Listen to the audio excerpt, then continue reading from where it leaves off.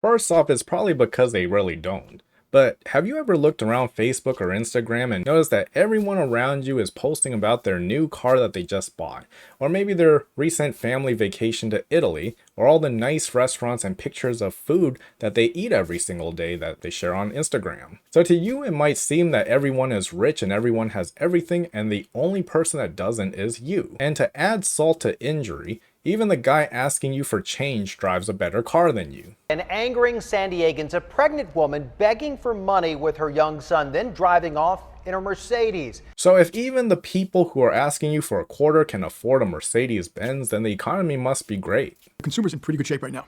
Unemployment's under 4%. It's been there for 2 years. They still have excess money from COVID. If you go back to looking at the amount of money that was spent during COVID, it was $6 trillion. That basically went into consumers' pockets through various means and various programs. They're still spending it down.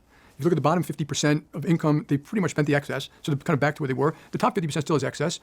Housing prices are up, stock prices are up, jobs are plentiful, wages are finally going up at the low end. The consumer's in pretty good shape. And if everyone's rich and decked out in designer brands and luxury cars, and always making trips to exotic foreign travels, then why are they also complaining so much lately about the cost of everything? That rent is too high, gas is too high, groceries, clothes, that everything is too expensive. But right now, you describe a pretty rosy picture, and yet we know consumers aren't feeling it. Why this disconnect? Yeah, well, you have to look at different consumers here. So the bottom 20% of America have not done particularly well over the last 20 years. Incomes barely went up. So that doesn't make sense until you realize that they're actually paying for all these things with someone else's money. So here's the ugly truth. But you're not getting the full picture. And on social media, people post their best foot forward. Then their worst foot gets hidden or tucked away in the closet like it's something to be ashamed of. Because you know they're posting that beautiful picture of them kissing under the sun during golden hour, but they're not posting that mugshot after they lost that bar fight and got hauled off to jail for the night. So again, everyone around you isn't rich and has more money than you. The flashiest ones, a lot of the things they own is actually paid by debt or paid with debt.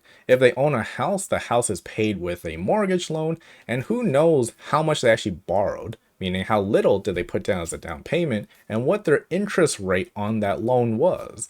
Cars could be leased or financed, or maybe they're just spending paycheck to paycheck all their disposable income instead of paying mortgage or rent to buy a new fancy car. And even that nice vacation they took, maybe that's just maxed out on credit cards. And that illusion is easy to create and is misleading. For example, just look at this. Instagram influencers show off some of their best lives, some of the most beautifully photoshopped photos, or the photos that are posted in the best lighting that sometimes takes hours to do.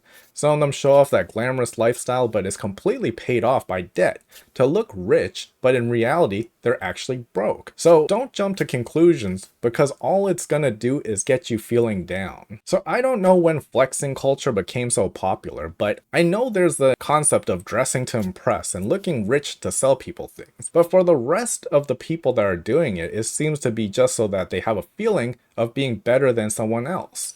And those people probably make an okay income, and it's probably enough to be comfortable. But because they spend so much to create the facade and mirage of being rich, of being someone that they're not, they're pushing themselves deeper and deeper into debt. So it's probably not someone that you should aspire to be just like. And some of them place more importance into the image more than even on being able to pay off their rent, their credit card bills each month, or enough to have a comfortable retirement when the time comes. Now, some of it I understand. For example, the salesman that shows up with the nicest suits in hopes to exude wealth and prestige because it probably helps them make more money.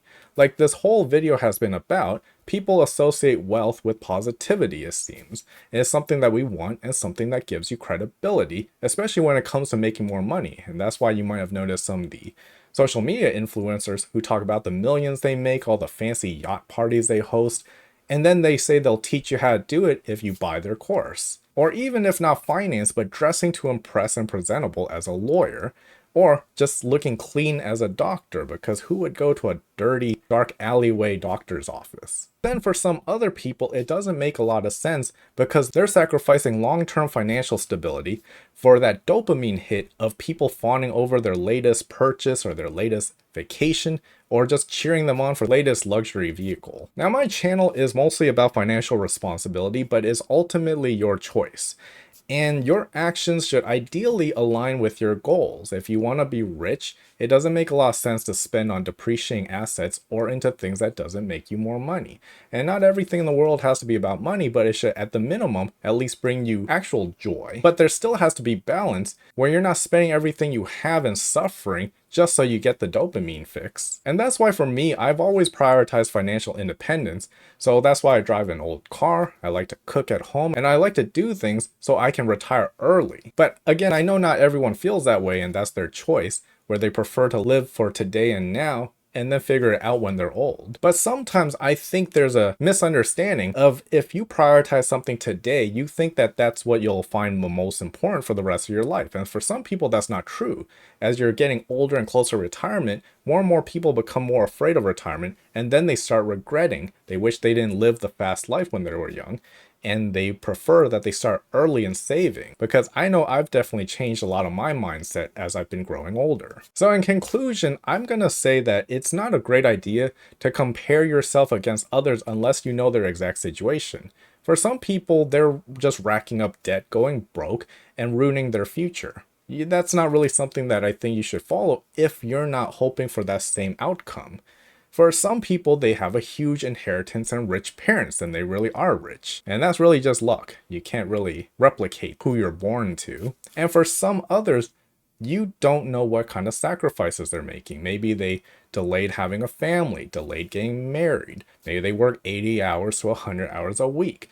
So it's really not worth comparing yourself to others if it gets you down. If there's beneficial things to it, where you get more motivated and it just makes you want to achieve your goals and work harder, then that's probably fine. But if it's making you sad, then I'd say stay away from social media and don't compare yourself to others.